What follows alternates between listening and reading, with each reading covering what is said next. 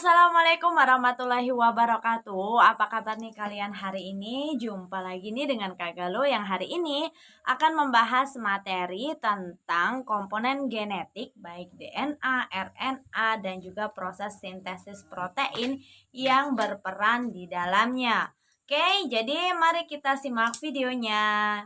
Nah, jadi hari ini kita akan bahas materi tentang materi genetik atau komponen genetik. Jadi kalau kita berbicara tentang genetik atau keturunan, mungkin akan timbul beberapa pertanyaan ya. Apakah semua makhluk hidup itu sama? Apakah satu individu dengan individu yang lainnya itu sifatnya sama? Tentu saja tidak. Kenapa? Misalnya nih dalam satu keluarga itu bisa kita amati dari ibu kita, kemudian ayah kita, dari kakak kita, adik kita bisa melihat dari bentuk rambut nih, ada yang bentuknya ikal, ada yang lurus. Kemudian dari segi intelijensia ada yang matematikanya tuh pintar, cerdas, kemudian ada juga yang matematikanya itu kurang ngerti kalau hitung-hitungan, tapi untuk seninya, olahraganya mereka jago. Nah, semua itu walaupun dia dipengaruhi oleh lingkungan, tapi berperan juga yang namanya materi genetik. Jadi materi genetik yang diturunkan dari orang tua atau dari induk ke anakannya itu berperan penting dalam mensupport kehidupan kita. Salah satunya intelijensia, selain itu fisiknya juga. Nah, oleh sebab itu, pembelajaran atau materi tentang materi genetik itu perlu kita pelajari.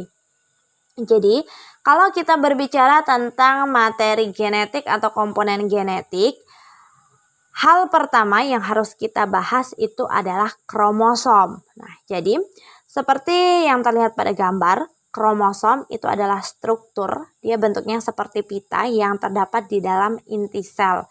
Kromosom ini dia mempunyai 3 bagian penting. Ada bagian yang ditunjukkan oleh nomor 1, nomor 2, dan nomor 3. Bisa dilihat di gambar. Jadi untuk keterangannya, untuk bagian yang nomor 1 itu adalah kromatid. Kromatid ini adalah lengan kromosom. Kromosom itu mempunyai 4 lengan. 2 lengan biasanya itu lebih pendek dan 2 lengannya lagi itu lebih panjang. Untuk bagian yang nomor 2 itu adalah sentromer. Sentromer ini bagian penghubung kromatid. Nah, untuk bagian yang nomor 3 itu ada kromatin. Kromatin itu adalah benang-benang halus yang di dalamnya itu terdapat DNA dan RNA. DNA dan RNA ini adalah materi genetik atau komponen genetik yang berperan artinya yang dia diturunkan dari induk ke anakannya. Jadi itulah yang mempengaruhi rambut ikal kita, rambut lurus kita, mata sipit kita, kemudian warna rambut kucing itu beraneka ragam, warna tumbuhan bunga pada tumbuhan itu beraneka ragam. Jadi dia dipengaruhi oleh DNA dan juga RNA. Nah, jadi untuk materi genetik seperti yang telah disebutkan tadi itu ada 2 ya, DNA dan RNA. Antara DNA dan RNA itu memiliki sifat yang berbeda tentunya. DNA itu adalah singkatan dari deoksiribonucleic acid, sedangkan RNA itu adalah ribonucleic acid. DNA itu memiliki beberapa ciri. Yang pertama, dia bentuknya itu double helix, jadi untaiannya itu ganda atau double. Kemudian yang kedua, memiliki gula pentasanya itu adalah deoksiribosa. Kemudian tersusun pula atas gugus fosfat dan memiliki basa nitrogen. Basa nitrogen itu ada 2 macam. Yang pertama itu adalah purin. Purin itu terdiri atas guanin dan adenin. Kemudian yang kedua itu adalah pirimidin yang terdiri atas timin dan sitosin. Sedangkan untuk yang RNA ini kebalikan dari DNA. Dia bentuknya itu single helix, jadi untaian panjang lurus hanya 1. Kemudian untuk gula pentosanya dia adalah gula ribosa. RNA itu juga mempunyai gugus fosfat dan tentunya memiliki basa nitrogen. Tapi untuk basa nitrogennya itu ada yang berbeda. Untuk bagian basa nitrogen pirimidin. Jadi untuk timin di DNA itu akan digantikan menjadi urasil di RNA.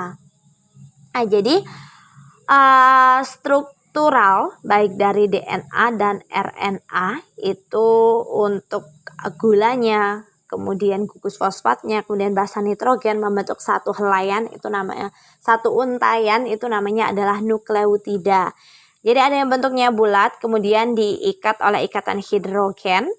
Nih, jadi untuk bagian yang bulat itu namanya adalah gugus fosfat, yang berbentuk 5, segi 5 itu adalah gula pentosa, di DNA itu deoksiribosa, kalau di RNA itu adalah ribosa.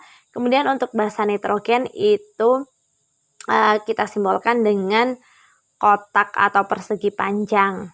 Itu adalah penyusun dari basa nitrogen.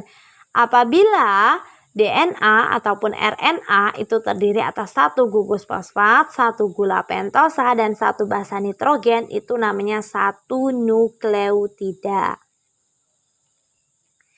Nah, yang selanjutnya nih, ini adalah cara penurunan sifat dari DNA dan RNA itu melalui proses yang kita sebut dengan sintesis protein.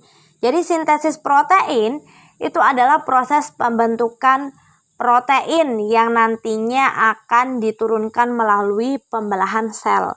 Jadi, DNA yang terdapat di dalam inti sel itu akan melakukan proses replikasi atau penggandaan. Kemudian, setelah DNA itu melakukan replikasi, DNA ini yang di dalam inti sel akan melakukan proses transkripsi. Nah, ini jadi sebelumnya DNA itu karena tadi bentuknya double helix, dia terdiri dari 2 untaian. Jadi untaiannya itu ada yang dari 3 ke 5 dan sebaliknya dari 5 ke 3. Yang berperan dalam sintesis protein itu adalah untaian dari 3 ke 5 atau template DNA. Nah, DNA ini akan melakukan proses transkripsi, yaitu pengubahan template DNA menjadi mRNA atau RNA duta. Kemudian RNA duta ini akan keluar dari nukleus menuju ribosom untuk selanjutnya akan melakukan proses sintesis protein. Dan sebelumnya ini ada penggantian basa nitrogen karena antara basa nitrogen di DNA dan RNA itu berbeda. Jadi untuk basa nitrogen A di DNA itu akan diubah menjadi U, kemudian untuk C itu akan diubah menjadi G, dan sebaliknya untuk basa nitrogen G itu akan diubah menjadi C. Untuk yang selanjutnya, setelah DNA itu melakukan proses transkripsi membentuk RNA duta atau mRNA, maka mRNA ini akan melakukan proses translasi sehingga membentuk asam amino. Jadi asam amino dia itu terbentuk apabila dalam satu kodon itu satu asam amino. Jadi satu kodon itu terdiri atas 3 basa nitrogen. Untuk basa nitrogen UGG itu namanya adalah tripsin. Kemudian untuk UUU itu nama asam aminonya adalah fenilalalin. Kemudian untuk GGC itu adalah glitosin. Dan untuk UCA itu adalah asam aminonya namanya serin. Nah, dalam proses translasi ini dia baru dapat berlangsung apabila menemui start codon. Jadi kodon untuk memulai proses translasi itu hanya ada satu kodon, namanya adalah AUG.